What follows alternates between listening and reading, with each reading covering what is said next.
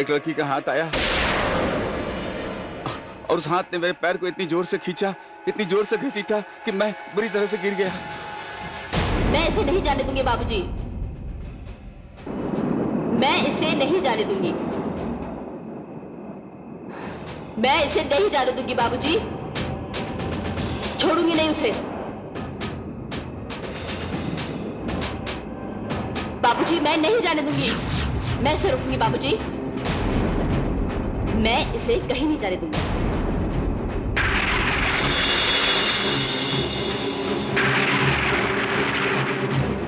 इसने मुझे ही गाली दी है बाबूजी,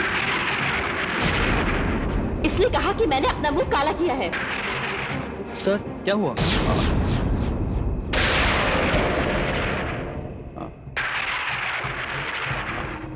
सर हुआ क्या है?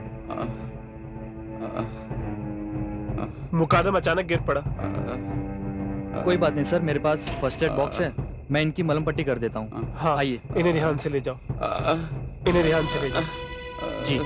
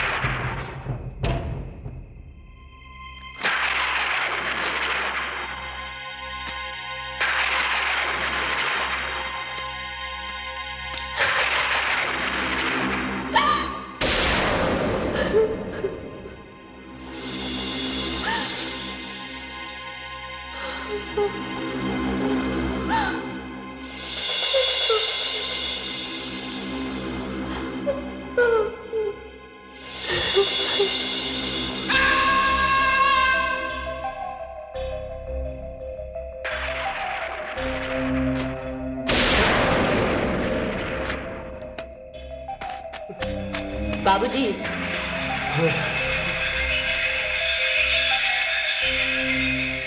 कौन है? बाबूजी बाबूजी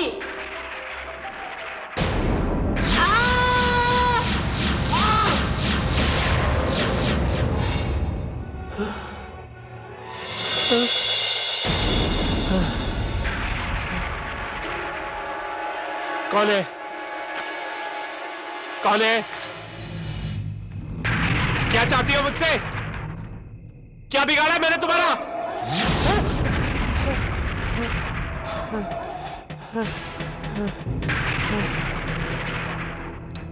कौन है? कौन है?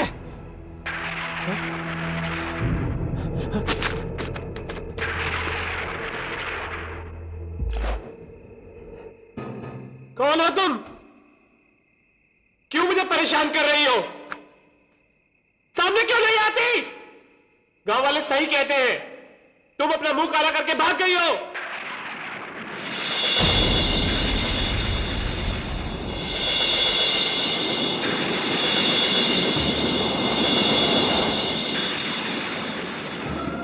ये बिल्कुल झूठ है बाबूजी, कमला अपना मुंह काला कर कर नहीं भागी थी, यह अफवाह जानबूझकर उड़ाई गई है। यह अन्याय जो मेरे साथ हुआ है, मैं उसे अपनी बहन निर्मला के साथ कभी नहीं होने दूंगी। मैं अपनी बहन निर्मला की जिंदगी बर्बाद नहीं होने दूंगी बाबूजी, मैं उसकी जान बचाना चाहती हूँ। तुम्हारी बहन की जिंदगी बर्बाद नहीं, आबाद हो रही है। वो शादी कर रही है। नहीं बाबूजी, निर्मला की शादी जिसके साथ हो रही है वो एक खूनी है, एक हत्यारा है। हत्या? किसकी हत्या की है उसने? मेरा।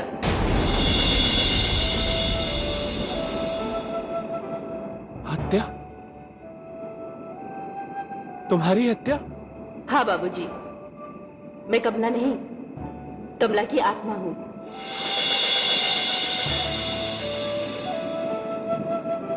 आत्मा? आत्मा?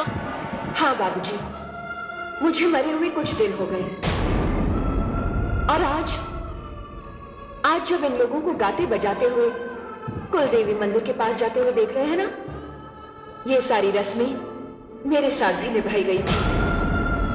मैं और मेरी बहन निर्मला, हम दोनों जुड़वा बहनें हैं। वो मुझसे उम्र में केवल 1 घंटा छोटी है। बाबूजी, हमारे पिताजी ने हमें बड़े लाड प्यार से पाला था। हमने उन्हें कभी अफसोस करते हुए नहीं देखा कि उनकी केवल 2 बेटियां हैं और कोई बेटा नहीं है। हमारी शादी को लेकर उनके मन में बड़े बड़े अरमान थे बाबूजी। उनके पास धन दौलत तो नहीं थी, लेकिन हाँ, मान सम्मान जरूर था।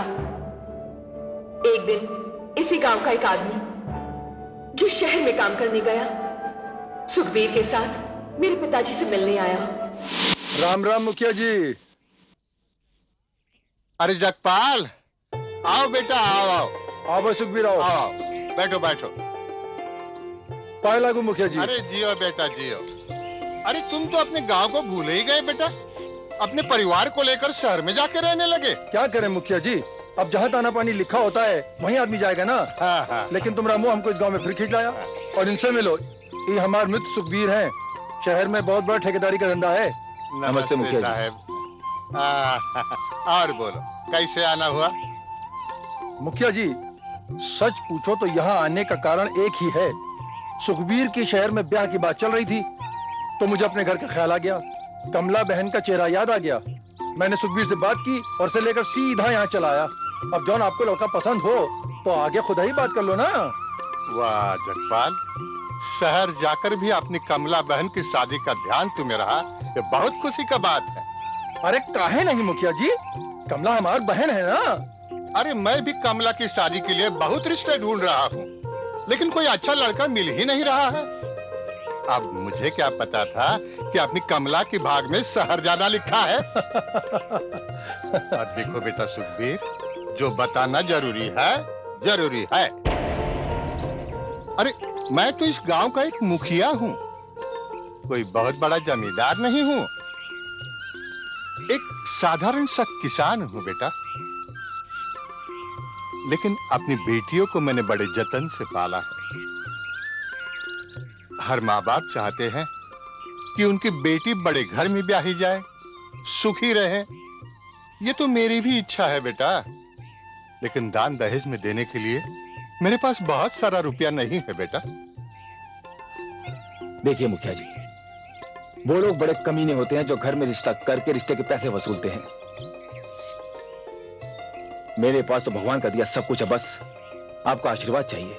जीते रहो बेटा, जीते रहो। बाबूजी, अरे कमला बेटी, आओ।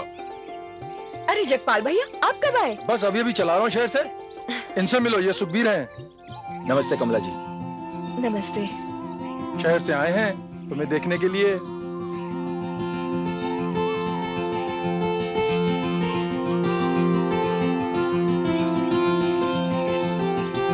अरे कमला सुन तो। शर्मा गई। कैसी लगी लड़की बेटा? बस वैसे ही जैसे आप जैसे सज्जन की होनी चाहिए। सुंदर है, सुशील है, शर्मीली है। मुखिया जी, कमला मुझे पसंद है। अब आप उससे पूछ लीजिए कि मैं उसे पसंद हूं कि नहीं, तभी बात आगे बढ़ेगी, वरना। अरे उसे पूछने की क्या जरूरत है? अरे मैं बाप हूँ उसका, जहाँ भेज दूंगा चली जाएगी। नहीं मुखिया जी, मैं इन बातों पर विश्वास नहीं करता। मेरी शादी के बारे में आपको उससे पूछना ही पड़ेगा। मुखिया जी, मैं अपने घर एक परिवार की शोभा अपनी दुल्हन लेके जाना चाहता हूं। खूंटी से बंधी गाय को खोल कर नहीं ले जाना चाहता। अरे बेटा, तुम्हारे विचार तो बहुत ऊंचे हैं बेटा, बहुत पसंद आए तुम मुझे। मैं अभी कमला से भी पूछ लेता हूँ। बैठो बैठो, तुम लोग बैठो, चाय पानी भेज देता हूँ। ए शिव प्रसाद। के लिए शहर गए। जगपाल और सुखबीर ने गांव के एक सीधे साधे इंसान को जो कुछ समझाया, दिखाया और बताया, उन्होंने उसे सच मान लिया। यहां तक कि सुखबीर को शगुन के तौर पर 101 रुपए देकर गांव लौट आए। अगले ही हफ्ते जब सुखबीर बारात लेकर गांव आया तो उसके साथ सिर्फ जगपाल था। तुम्हारे पिता को सुखबीर और जगपाल पर जरा भी शक नहीं हुआ? शक कैसे होता? सुखबीर और जगपाल ने मिलकर मेरे पिताजी को इतनी अच्छी तरह समझाया जो था। मुखिया जी, अब मैं आपको क्या बताऊं? सुखबीर ने जिस दिन अपने घर वालों को ये बात बताई कि वो गांव की गरीब लड़की से ब्याह रचाने जा रहा है, अरे उसके तो नाते रिश्तेदार उससे नाराज हो गए। हाँ, उन लोगों ने तो इसके लिए कुछ और सोचा था, इसके ब्याह का इंतजाम हो चुका था, मगर सब पानी भर गया। भगवान झूठ ना बोला है मुखिया जी, सुखबीर ने सब साफ साफ कह दिया। हाँ? जी हाँ बाबूजी, मैंने सबको साफ साफ कह दिया है कि मैं लड़की वालों को वचन देकर के आया हूं और मैं ये रिश्ता तोड़ नहीं सकता, क्योंकि लड़की ने मुझे पसंद किया है और मैंने लड़की को। और बाबूजी, जिसको मेरी शादी में आना हो आए, वरना मुझे किसी की कोई परवाह नहीं। और बाबूजी, मैंने उनसे यह भी कह दिया है कि मुझे अपनी जिंदगी उस लड़की के साथ काटनी है, ना कि तुम्हारे साथ। बाबूजी, मैं तो यहां सिर्फ आपका आशीर्वाद लेने आया हूं। ये तो तुमने बहुत अच्छा किया बेटा। ऐसा करके तुमने अपने वचन की लाज नहीं रखी, मेरे भी मान सम्मान की लाज रखी। सारा गांव जान चुका है कि मैं अपनी कमला का ब्याह तुमसे तय कर चुका हूं। अब अगर तुम ना आते तो मेरी लाश तो धूल मिट्टी में मिल ही जाती, मगर मेरे लिए उस गंडक नदी में कूदकर जान देने के सिवा और कोई चारा ही नहीं था। नहीं नहीं मुखिया जी, ऐसा ना कहिए। और ये सब कुछ मैं अपने घर के दरवाजे की ओट में खड़े होकर सुन रही थी। उस वक्त सुखबीर मुझे देवता की तरह लग रहा था। मैंने तो मन ही मन में कहा था कि मैं सारी जिंदगी इस देवता के चरण धो धो कर पीऊंगी। लेकिन बाबूजी, मेरे मन में कुछ और था और विधाता को कुछ और ही मंजूर था। ओम स्वस्ति न इंद्रो वृद्धश्रवाः स्वस्ति नः पूषा विश्ववेदाः स्वस्ति नस्तार्क्ष्यो अरिष्टनेमिः स्वस्ति नो बृहस्पतिर्दधातु। ॐ प्रातरग्निं प्रातरिन्द्रं हवामहे प्रातर्मित्रावरुण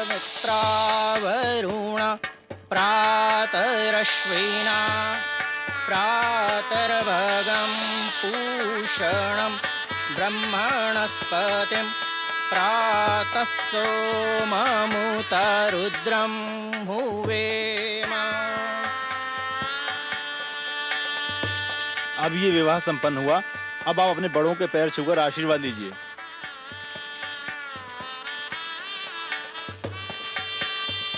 जीती रहो। बाबूजी,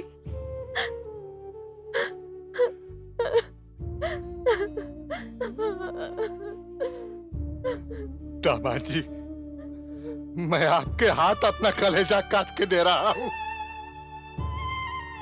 हम पैसा कौड़ी से कमजोर जरूर है, मगर संस्कार और सेवा भक्ति में मेरी बेटी लाखों में एक है।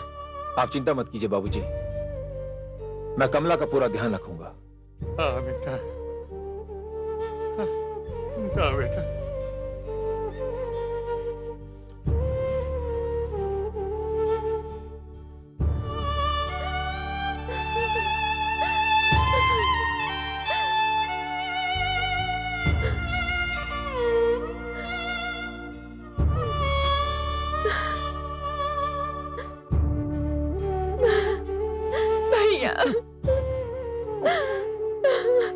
सुखबीर भैया, तुम इस गांव से कीमती हीरा लेकर जा रहे हो, इसका ख्याल रखना, ये हमारी बहन है।